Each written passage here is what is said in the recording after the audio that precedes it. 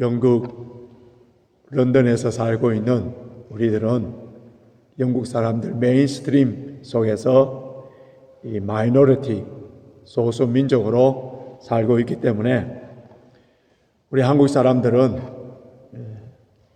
영어가 퍼스트 랭귀지가 아닌 사람들이기 때문에 그래서 알게 모르게 불이익을 당할 때가 많습니다. 저도 차 보험을 들 때에 그때 상대방이 뭘 이렇게 막 이야기하면서 예스 한마디 했더니 나중에 100파운드 더 나오는 것을 이런 불이익을 당할 때도 있습니다. 뿐만 아니라 피부색이 다르다는 그 때문에 레이시즘 당할 때도 있습니다. 우리 손흥민 선수 같은 축구를 그렇게 잘하는 선수라 하더라도 찢어진 눈 모습을 하면서 이렇게 레이시즘을 하는 그러한 것을 우리가 보지 않습니까?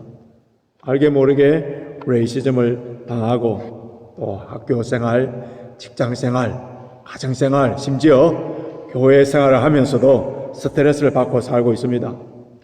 이런 복잡한 경쟁 사회 속에서 긴장을 하면서 살며 또 직장 일들 때문에 지치며 피곤한 우리 인생들에게 있어서 가장 필요한 것 그것이 무엇이냐 하면은 마음의 평안입니다.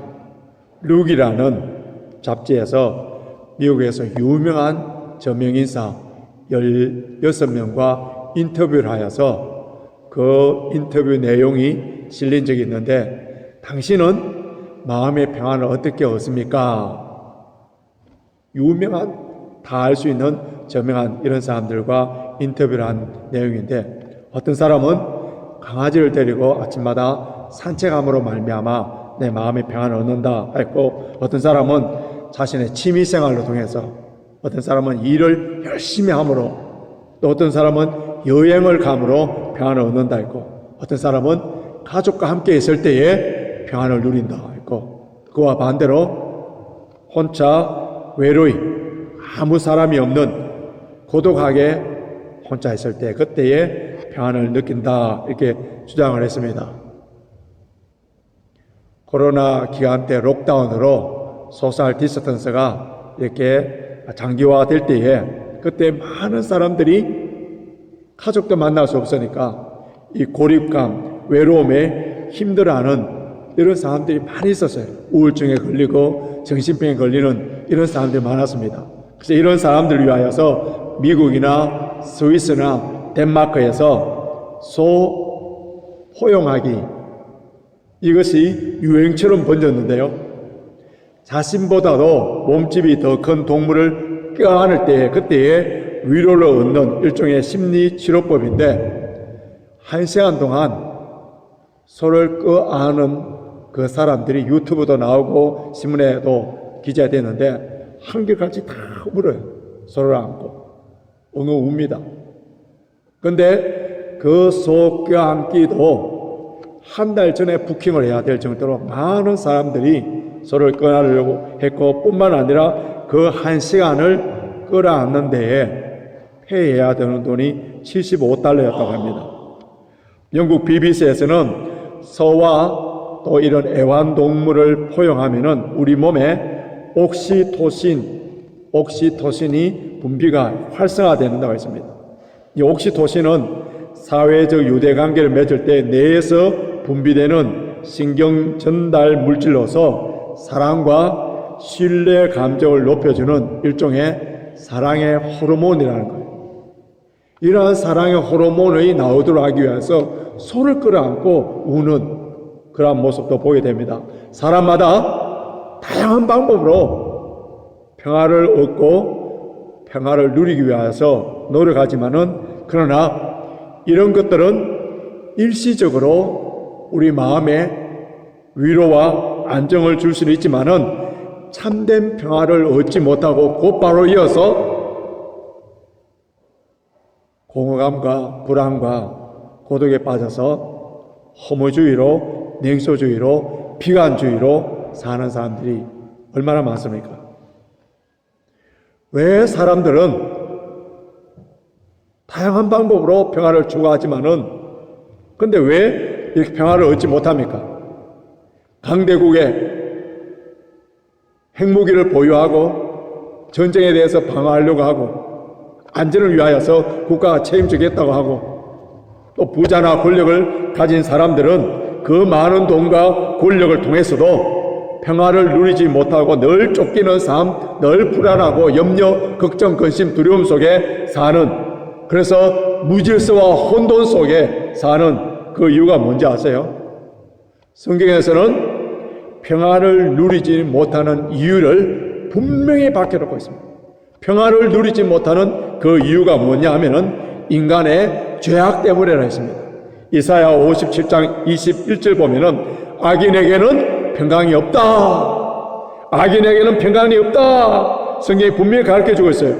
잠언 28장 1절 보면은 악인은 쫓아오는 자가 없어도 도망하나, 악인은 쫓아오는 자가 없으나 도망하나 의인은 사자같이 담대하리라.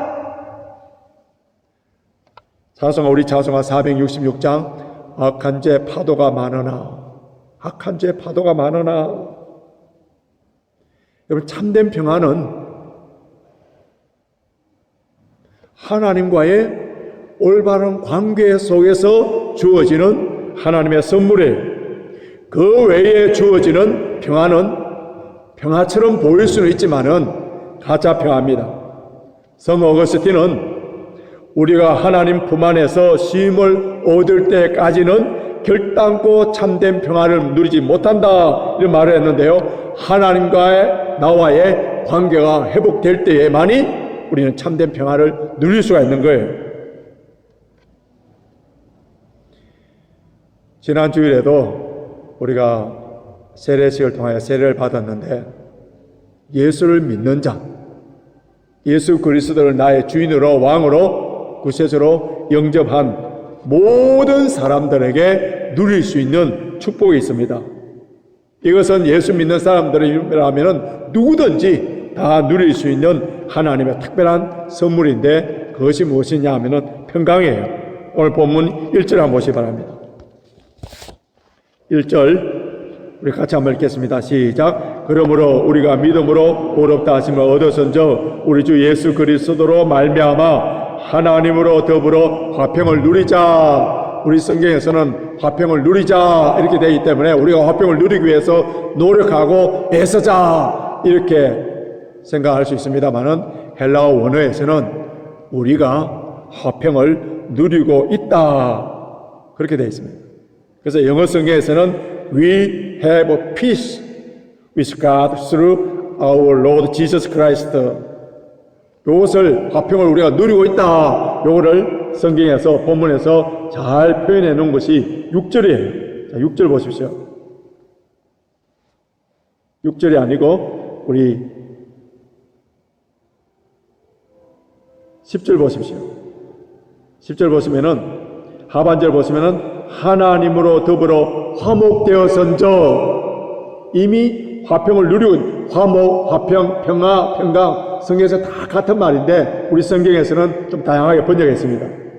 뿐만 아니라 11절 보십시오. 이뿐 아니라 이제 우리로 화목을 얻게 하신, 이미 예수 그리스도를 믿는 사람들에게 모두에게 예외 없이 주신 것이 평화라는 거예요. 평화. 우리가 예수를 믿으면은 오늘 죽어도 천국에 갑니다. 그런데 현재 살아서 그 천국의 기쁨을 누릴 수 있는, 그 천국의 기쁨을 이 세상에서도 맛볼 수 있는 것이 있는데, 그것이 무엇이냐 하면은 평강이에요. 여러분, 예수를 믿음으로 말미암아 우리가 많은 복과 많은 기적을 체험할 수 있어요. 자, 믿음 생활 처음 시작하신 분들, 예수 그리스도 이름으로 간절히 기도할 때에 불치의 병이 낫고 기적의 역사가 일어나고 불가능한 일들이 가능하게 되고 세상 가운데 출세하고 성공하는, 만사 형통하는 그런 것들을 받을 수가 있습니다. 하나님께서는 필요하면은 사람들에게 이런 것들을 주실 수도 있어요. 전능하신 하나님께서 왜 그런 일 못하겠습니까? 불가능한 일들을 가능하게 해주실 수도 있고, 불치의 병도 치유해 줄 수 있는 능력의 하나님입니다. 그런데 잘 알아야 되는 것은 우리가 예수를 믿고 신앙이 좋다고 하여도 다 부자가 되고 다 건강하게 되고 다 성공하는 것은 아니라는 거예요. 그런데 예수를 믿는 사람이라면 누구나 다 받을 수 있는 복, 그 복이 뭐라고요? 주님께서 주시는 평강이랍니다. 평강. 여러분, 이것이 얼마나 큰 축복이고 얼마나 큰 은혜인가를 우리 알아야 되는데, 우리가 어떠한 존재였다는 것을 우리가 알 때에, 그때에 하나님께서 주시는 평강이 얼마나 큰 축복인가를 알게 되는데요. 이제 6절 보십시오. 우리가 어떤 존재였는지. 우리가 아직 연약할 때에 이거는 히브리어로 헬라어로 아스테논인데 도움을 받을 수 없는, 전혀 소망이 없는 상태, 구원받을 수 있는 자격과 조건이 하나도 없는 상태. 이것을 에베소서 2장에서 뭐라고 했느냐면 죄와 허물로 죽었던 너희, 공중권세 잡은 사탄의 자녀였던 너희, 도무지 구원받을 수 없는 그런 존재였다는 거예요. 뿐만 아니라 우리가 어떤 존재였느냐 하면 8절 보십시오. 우리가 아직 죄인 되었을 때에, 10절 보십시오. 우리가 원수 되었을 때에 하나님의 사랑을 받을 수 있는 자격과 조건, 구원받을 수 있는 자격 하나도 없고 오히려 하나님의 진노를 받아서 모두가 다 지옥불에 떨어질 수밖에 없는 그런 사람인데, 오직 우리 주 예수 그리스도의 은혜와 사랑으로 말미암아 우리를 구원받게 해주시고, 이제 하나님과 우리가 원수관계가 아니라 화목게 되어서 평안을 누리는 자로 만들어주셨다는 이 복보다 더 좋은 복, 이 복보다 더 큰 복이 어디 있습니까? 우리가 예수 그리스도 안에서 새로운 피조물로서 누리는 이 평안은 우리의 기분, 우리의 감정, 우리의 환경, 우리의 형편, 이런 것 때문에 왔다 갔다 하는 거짓 평안과는 달라요. 히로뽕 주사를 맞거나 코카인을 흡입함으로 말미암아 기분이 좋게 되며 강력한 행복을 느낀다고 해서 그것을 마음의 평안이라 할 수 있겠습니까? 반짝인다고 해서 다 금이 아니듯이 평화라고 해서 다 같은 평안은 아니에요.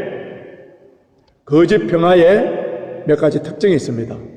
혹시 내가 거짓 평화에 속고 있는지 한번 점검해 보기를 원하는데요. 첫 번째는 흔히들 삼박자 축복에서 말하는 평화입니다. 요한 3서 1장 2절 보면은 내 영혼이 잘됨 같이 내가 범사에 잘되고 강건하기를 내가 강구하노라 하는 이 말씀을 잘못 오해하여서 우리 영혼이 잘 되어야 그 다음에 범사가 잘되고 건강에 축복을 받는다 하는 이 삼박자 축복은 일종의 번영신앙입니다. 예수를 믿으면 부자가 되고 병이 낫고 성공할 수밖에 없고 이런 축복을 받아야만이 믿음이 좋은 사람이고 주님과의 올바른 관계를 맺고 평안을 누리고 있다, 이렇게 주장하는 신학은 아주 위험하고 비성경적이지 않습니다. 왜냐하면은 여러분, 믿음이 좋은 사람, 그 영혼이 주님 보실 때에 너무나 아름다운 사람, 이런 사람 중에서도 가난한 사람이 있을 수 있어요. 주의 몸된 교회를 위하여 충성스럽게 봉사하며 이름도 없이 빚도 없이 섬기는 성도들 가운데에 질병으로 고통당하는 사람도 있습니다. 성경에서 그 대표적인 예를 찾아보라면은 히브리서 11장 36절 이하에 나오는 사람들이에요. 여러분, 히브리서 11장은 우리의 믿음의 모델들, 믿음의 선진들, 기라성 같은 믿음의 사람들이 쭉 기록되어 있습니다. 그런데 36절 이하에 보면은 그렇게 믿음이 좋은 사람임에도 불구하고 고난을 당하고 가난하고 심지어 죽임을 당하는 그런 사람이 있습니다. 사도 바울은 성령 충만한 사람이에요. 성령의 능력으로 죽은 자도 살리고 병든 자를 고치준 그런 사람이에요. 그런데 자신의 몸의 질병으로 말미암아 사람들 눈에는 잘 보이지 않는 찌르는 가시와 같은 그 찌르는 가시 때문에 날마다 고통을 겪었었어요. 우리가 영혼이 잘 되면은 물질적인 축복, 건강의 축복 자동적으로 받는 것이 아니라, 즉 물질적으로 풍요하고 건강하니까 신앙이 좋고 주님이 주시는 평안을 누리고 있다, 이렇게 공식적으로 결론을 내어서는 안 되는 거예요. 참된 평안은 하나님과의 올바른 관계 속에서 누림으로 환경을 초월하며 이 세상의 것들로 얻어지는 것이 아니에요. 그래서 빌립보서 4장 6절에서 7절 보면은 아무것도 염려하지 말고 오직 모든 일에 기도와 간구로 너희 구할 것을 감사함으로 하나님께 아뢰라. 그리하면 모든 지각에 뛰어난 하나님의 평강이 그리스도 예수 안에서 너희 마음과 생각을 지키시리라. 하나님의 평강이 우리 마음과 생각을 지켜주실 때에, 그때에 누릴 수 있는 건 참된 평강을 누릴 수 있는 거예요. 그렇기 때문에 이 평강을 누리는 사람은 겉모습의 환경, 형편 이런 거와 다를 수가 있는 거예요. 그래서 사도 바울은 그 내면의 평안을 누리는 사람을 이렇게 말씀하고 있습니다. 고린도전서 6장 10절에 근심하는 자 같으나 항상 기뻐하고 가난한 자 같으나 많은 사람을 부유하게 하고 아무것도 없는 자 같으나 모든 것을 가진 자로다. 병들었어요. 가난해요. 저 형편 같으면은 무슨 평강이 있겠나? 세상적인 안목으로, 세상적인 가치관으로 쳐다볼 때에 너무 불행한 삶처럼 보인다. 근심하는 자처럼 보이지만은, 그러나 주님과의 올바른 관계를 맺음으로 말미암아 항상 기뻐하고,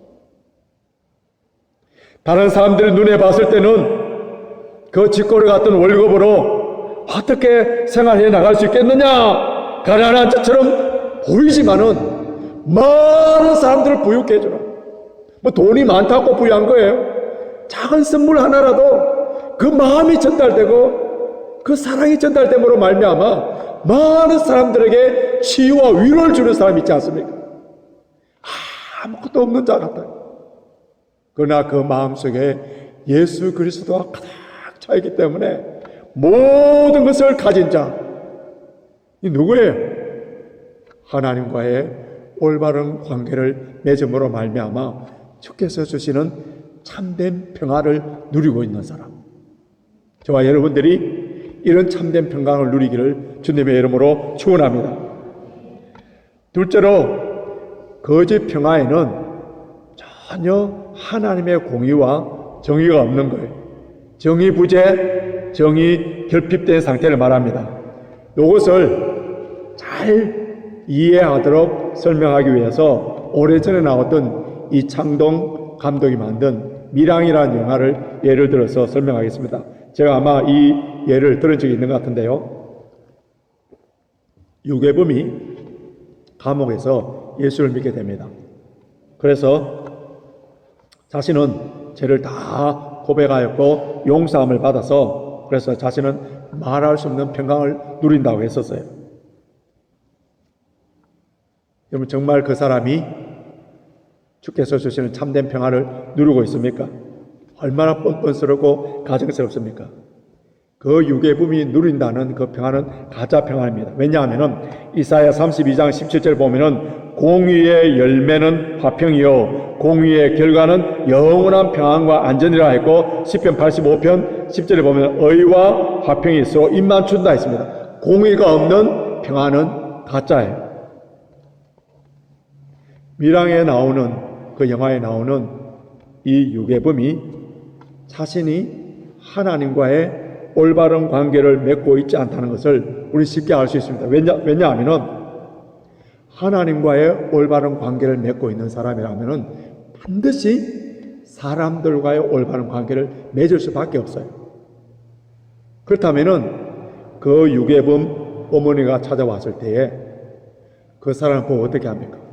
가슴을 찢으면서 당신이 당하는 그 고통, 나도 지금 당하고 있다. 그래서 사죄하고 용서를 빌고 눈물을 흘리면서 회개를 해야 되는데 어떻게 합니까? 태어나면서 그 사람에 대해서는 아무 상관없이 나는 하나님이 주시는 평강을 누리고 기쁨을 누립니다. 이렇게 했었어요. 이 장동 감독이 위랑이라는 영화를 만들 때에 그 원작, 그 소설은 누구 거냐 하면은 이청준 작가의 벌레 이야기에서 각색한 영화인데 이 이청준 작가는요, 신선한 크리스찬입니다. 그 벌레 이야기라는 그 책에서 우리 기독교의 가짜 용서, 값싼 평화가 무엇인가에 대해서 고발한 그러한 책이 그 책인데요. 이 소설은 그 영화와 달리 이렇게 끝납니다. 그 유괴범이 결국에는 사형을 집행당했다는 그 소식을 들은 그 유괴범 어머니는 그 소식을 듣자마자 자살을 해버리는 걸로 끝납니다. 여러분, 이 소설에서 가르쳐주는 교훈 메시지가 뭔지 아세요? 가짜 용서, 가짜 평화는 생명을 살리는 것이 아니라 결국에는 모두 다 파멸로 끝난다는 거예요. 공의가 없는 평화, 하나님과의 올바른 관계가 아니라 사람들과 올바른 관계가 아니라 자신의 심리적으로 순간적으로 받는 그 위로, 그것은 절대로 참된 평강이 아니라는 거예요. 구원받은 하나님의 자녀들은 하나님의 사랑과 이웃 사랑으로 말미암아 주어지는 하나님의 선물, 이것이 뭐라고요? 참된 평화라는 거예요. 내가 평화를 누림으로 말미암아 하나님이 기뻐하시고 내가 평화를 누림으로 말미암아 이웃이 함께 즐거워하는 것, 이것이 주께서 주시는 참된 평화입니다. 셋째로, 죄악과 타협함으로 말미암아 나의 영혼에 갈등 없는 상태, 이것이 가짜 평화예요. 평화를 흔히들 갈등 없는 상태 이렇게 표현하는데 잘못된 정의죠. 교회를 열심히 다니고 신앙생활을 열심히 하는 그러한 자매가 불교 집안에 결혼했습니다. 시집을 갔었어요. 그 종교적인 갈등을 일으키지 않기 위하여서 그 가정의 소위 평화를 위해서 더 이상 신앙생활을 하지 않는 거예요. 여러분, 그것이 진정한 평화입니까? 비록 그 가정은 고요할 수 있어요. 종교적인 갈등이 없어요. 다툼이 없을 수가 있습니다만은, 그러나 그 자매 속에 참된 평화가 오겠습니까? 그 가정에 구원하라는 사명을 저버리고 그냥 타협해버리죠. 아무런 갈등 없이 살고자 할 때에 그는 함께 더불어 멸망의 길로 가는 것 같습니다. 우리나라가 일제강점기 때에 일본은 대대적으로 종교 핍박을 했었죠. 우리 기독교 핍박했습니다.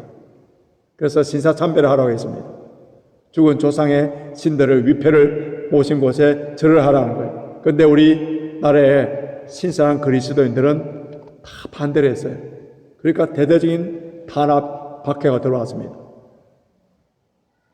이것을 견디지 못하고 우리 총회에서 이 시사참배는 국가 의례의식이기 때문에 우상 숭배가 아니다. 그래서 신사참배해도 괜찮다 하여서 그 총회에서 결의하고 그 목사님들이 가서 신사참배하고 온 교회들의 성도들에게 신사참배해도 괜찮습니다 선포했습니다. 그 다음부터 핍박이 없었어요. 신앙생활 하는데 핍박이 없었습니다. 더 이상 감옥 갈 필요가 없어요. 일본 순사를 통하여서 도망갈 필요가 없었습니다. 그러므로 말미암아 그들이 누렸던 것이 주님이 주시는 참된 평강입니까? 18세기 복음주의 대각성운동을 일으켰던 설교자 조지 와필드는 잘 들어보십시오. 성도들이 1월 1일부터 12월 31일까지 12월 30일 연초부터 연말까지 영적 전쟁에서 상처 없이 지내고 있다면 그것은 사탄이 공격할 만한 가치도 없는 자들이기 때문이다. 역설했습니다. 예수님 때문에, 복음 때문에, 주의 몸된 교회를 충성스럽게 섬기는 일 때문에 불이익과 손해와 아픔과 희생이 없다면은 불의와 세상과 타협하여서 안일한 삶을 살며 신앙의 회색지대에 서서 요령껏 잘 살고 있는 사람이에요. 오히려 진리를 위하여, 복음을 위하여 하나님의 자녀들은 불의한 세상 가운데 핍박을 당할 수밖에 없고 때로는 불이익을 당할 수밖에 없고 불의와 싸우지 아니하고 신앙의 회색지대에서 세상의 한 다리, 교회의 한 다리 그 중간에 서서 세상이 주는 그 달콤한 평안을 누리고 있다고 그것이 주님이 주신 참된 평안이라 할 수 있겠어요? 가짜 평안이에요. 그러면 내가 누리고 있는 이 평안이 가짜가 아니라 참된 평안이라는 것을 어떻게 알 수 있느냐? 어떻게 알 수 있느냐? 참된 평안에는 몇 가지 현상이 있어요. 특징이 있습니다. 첫째는 겸손이에요. 여러분 참된 평안을 누리는 사람들 보십시오. 한결같이 겸손한 사람입니다. 왜냐하면 겸손해질 수밖에 없는 그 이유를 아는 거예요. 오직 나 같은 이 죄인을 영원히 지옥 갈 수밖에 없는 이 죄인을 오직 하나님의 은혜로 말미암아 구원받았다는 이 사실, 이 십자가의 은혜를 한시라도 잊어버리지 아니하기 때문에 그래서 하나님 아버지 앞에 늘 호람되어의 삶을 살고 있기 때문에 겸손할 수밖에 없어요. 머리 숙일 수밖에 없어요.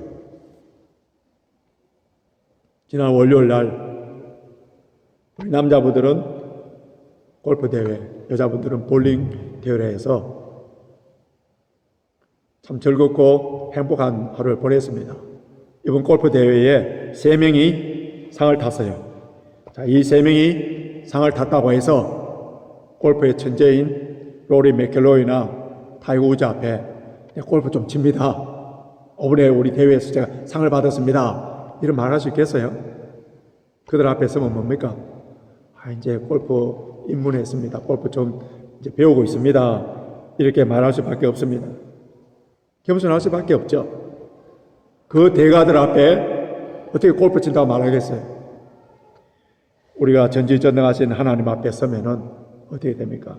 겸손할 수밖에 없어요.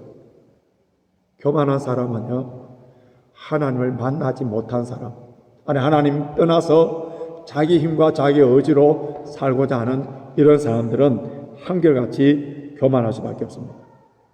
이사야는 하나님의 얼굴을 배울 때에 화로다 나여 망하게 되었도다. 나는 입술이 부정한 사람이요 하였고, 베드로는 주여 나를 떠나소서 나는 죄인입니다.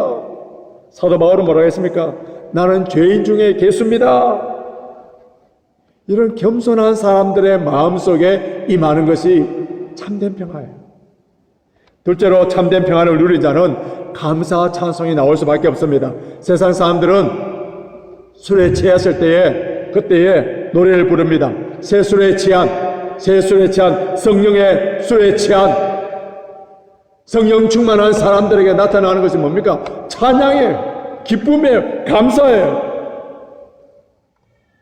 마음의 평화가 가득하기 때문에 찬송을 부르지 말라 하더라도 그 마음속에 북받쳐 오르는 찬양이 터져 나오는 거예요. 바울과 실라가 감옥에 갇혔습니다. 착고에 차였어요. 오늘날 같으면 수갑보다 더 강한, 그런데 차였을 때에 환경적으로 어떻습니까? 그게 무슨 마음의 평안이 있고 불평과 원망이 나와야 되지 않겠습니까? 그런데 그들의 마음속에 예수 그리스도의 보혈로 구원받고 나 같은 죄인을 복음을 전하는 사역자로 사명자로 삼아주신 것에 너무 감사하여서 모든 것에 합력하여 선으로 인도하시는 하나님을 바라보면서 그 감옥 가운데서 어떻게 합니까? 찬양이 터져, 찬양이. 그 마음속에 평강이 있는 사람들은 찬양이 터져나오고 그 찬양으로 말미암아 기적의 역사가 일어나는 것을 우리가 다 알고 있지 않습니까? 참된 평화를 누리는 사람, 찬양이 나오는 거예요. 첫째로 참된 평화를 누리는 사람들은 평화의 도구가 됩니다. 참된 평강을 누리는 사람은 그 평강을 누리는 것으로 만족하지 않아요. 제가 이 강대상에서 자주 언급을 했습니다만은 하나님께서 주시는 축복과 은혜의 보따리 속에는 항상 사명도 같이 들어 있습니다. 이걸 보지 못하면은 더 큰 축복을 받지 못해요. 내가 평강을 누리는 거에 하나님과 화목되고 죄사함을 받았고 말할 수 없는 기쁨과 감사를 통하여서 찬송이 올려 펴지는 그러한 평강을 누리고 있는 사람이라면은 한결같이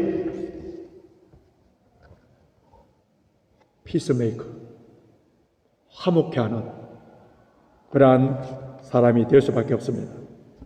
그러면 우리가 어떻게 할 때에 피스메이커, 화평케 하는 자가 됩니까? 화평의 왕이신 예수님께 배워야 됩니다. 예수님이 어떻게 우리와 하나님과의 그 원수 되었을 때에 이렇게 화평케 만들어 주셨습니까? 십자가의 사랑으로 우리가 화평을 누리도록 해 주셨어요. 우리가 화평케 하는 자가 되기 위해서는 우리가 십자가를 져야 됩니다. 우리가 죽어야 돼요. 갈등이나 분쟁이나 싸움의 문제에 있어서 해결할 수 있는 비결은 내가 죽으면 내 교만과 내 자존심과 내 죄악이 죽으면은 그곳에서 화평이 모든 문제가 해결됩니다. 내가 그리스도와 함께 십자가에 못 박혀 죽을 때 내 안에서 부활하신 예수 그리스도께서 우리에게 더 큰 기쁨과 평강을 주시고 나를 통하여서 화평케 해주는 그러한 놀라운 일들이 일어납니다. 이제 말씀을 정리해 보겠습니다. 믿음으로 의롭다 하심을 받은 사람들에게 모두에게 주시는 선물이 화평이에요. 세상에서 말하는 가짜 평강에 속지 마십시오. 하나님과 올바른 관계를 맺음으로 말미암아 주께서 주시는 우리의 생각과 마음을 지켜주시는 이 평강을 누리시길 바랍니다. 뿐만 아니라 이 평강을 누리는 자들에게는 사명이 있습니다. 화평케 하는 자의 삶을 살아야 됩니다. 화평케 하는 사람을 하나님의 아들이라 일컬음을 받으리라 했습니다. 누가 예수 그리스도 가장 잘 믿는 사람이에요? 누가 성령 충만한 사람입니까? 누가 예수를 가장 많이 닮은 사람이에요? 누가 참된 예수의 모습을 드러내고 있습니까? 화평케 하는 자예요. 이번 주간에 주님과의 관계를 회복하시고, 즉 우리 모든 죄를 다 회개함으로 말미암아 하나님과의 화목된 자로서의 주께서 주시는 평강 풍성하게 누리시고, 그 누리시는 평강을 통하여서 화목케 하는 피스메이커가 되는 승리자의 삶을 사는 저와 여러분이 되시길 주님의 이름으로 축원합니다. 우리 찬송가 466장, 새 찬송가 408장입니다. 466장, 새 찬송가 408장.